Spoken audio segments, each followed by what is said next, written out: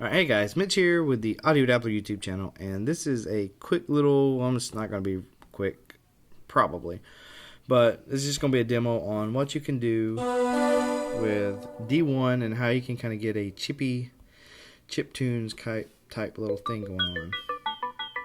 Let's see.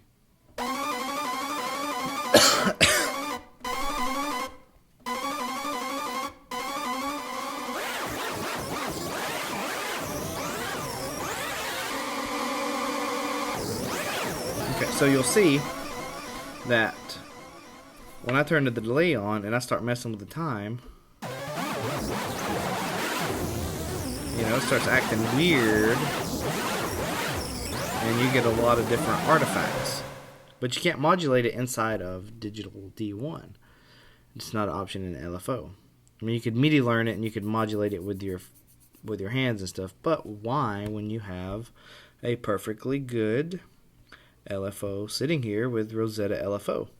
Okay, and so what you can do is you can tell Rozeta, or you can tell D1 inside of AUM to listen out for Rozeta that, hey, it's going to be sending out some notes.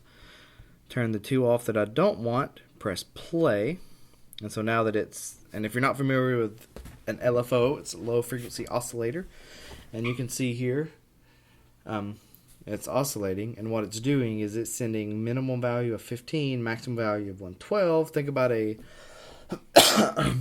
knob.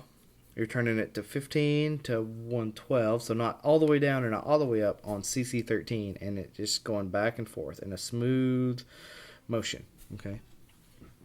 So we have D1 here. I'm gonna go to settings and reset MIDI learn knobs, and then I'm gonna go to MIDI learn, and then I'm gonna tap on stereo delay.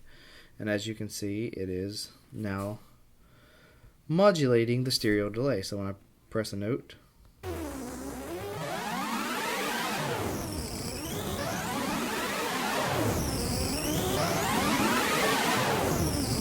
we're definitely getting some weirdness going on. So how can we use that weirdness to our advantage? Well, we can record it and then make some like 8-bit chippy tune type stuff, but before we get to that, let me show you another cool little trick. So in channel 2 here, I want this one to be modulated, and so I'm going to go to channel 2 to where the LFO is sitting, and I'm going to select the MIDI source as itself. And then I'm going to go down, I'm going to turn that off, turn the second LFO on. I'm going to click on the LFO win rate because that's what I want modulated, and I'm going to hit learn. So now you can see that it is being modulated by LFO 2. So that's cool in itself. I'm going to change this to a saw up, turn it back on, and now you can see it's kind of neat. Okay.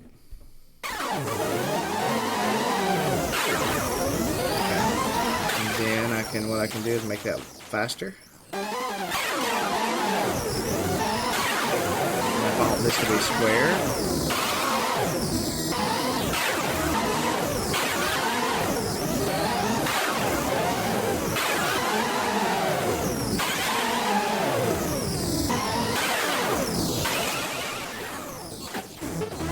Which, I mean, right now, just to the ear, it sounds, a little bit like garbage.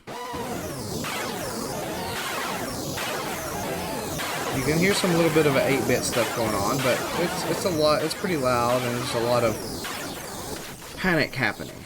Okay, so from here, what I can do is I can hit inside of AUM, I can hit record, and you can do this, any number of ways. AUM seems to be my go-to when I want to do any experimental crazy stuff. It's just because I'm familiar with the whole mixing thing, and so I'm just going to hit record here. I'm going to hit record there at the top, and now it's recording. And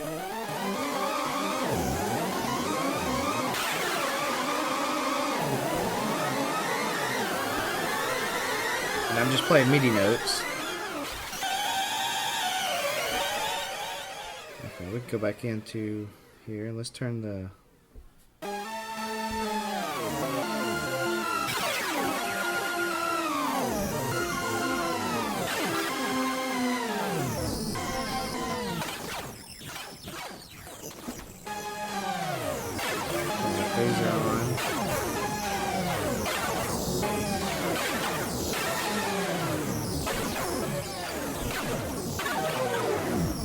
Okay, so we've probably got enough to play around with, so I can stop that now.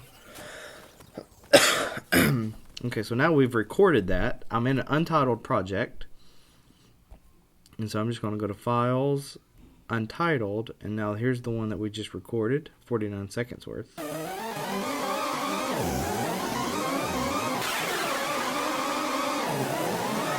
Okay, so we have that sample. So what can we do with it from here? Well, let's go ahead and rename it to, you know, Weirdness 2, because I just named one Weirdness 1, I think, or something similar to that. Weirdness Chippy. Okay, so now we go back in.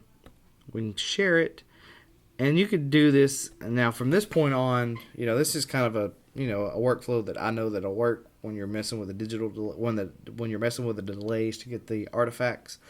But from here, you know, the sky's the limit as far as what you can do with this particular sample. And so let me show you one. I'm not as happy with this one as I was with my first one here.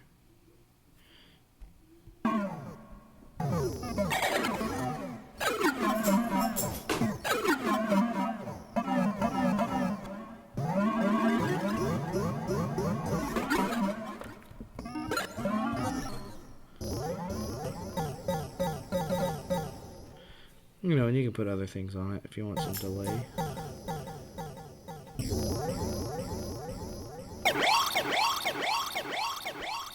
Take the delay down a little bit.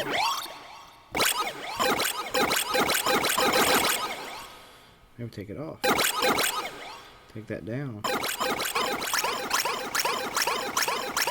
You know, so just sample that one little section, little thing right there. That could be a little glitch sound that you could add in somewhere.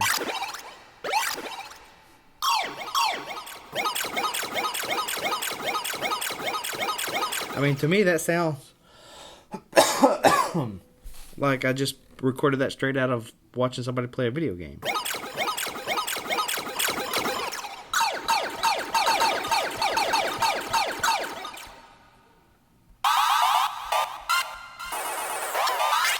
And I don't know, this works, just has so many different little tools that you can use.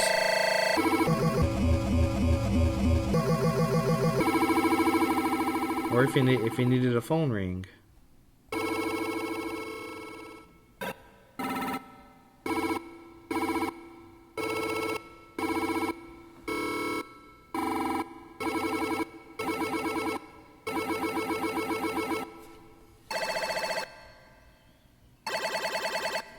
So I don't know, it's just fun. To me, that's fun, and hopefully you guys got something out of this. If you leave a like on the video, if you want me to kind of run through, now that you're at this point, you want to see, okay, so an iPad only setup, how would I get sounds from sampler into, you know, whatever I wanted to actually chop it up and start arranging a song, then just leave a comment and a like button, and I will see what I can do as far as accommodating that and going from this point on into, you know, kind of, you know, workflow that may work for you guys, because we're all trying to find that perfect workflow. So anyways, thanks guys for watching, and I will talk to you later.